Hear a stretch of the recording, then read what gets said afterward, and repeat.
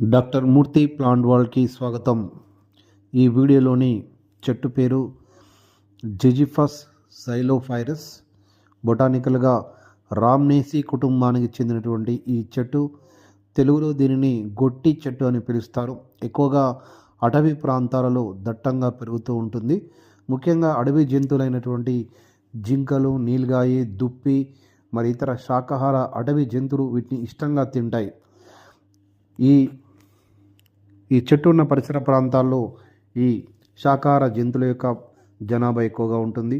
కాబట్టి రక్షిత అడవి ప్రాంతాలలో ఈ చెట్లను కనుక మనం ఎక్కువగా ఉంచినట్లయితే ఆ ఏరియాలో ఎక్కువగా ఈ జింకల్ లాంటి జనాభా ఎక్కువగా ఉండే అవకాశం ఉంటుంది.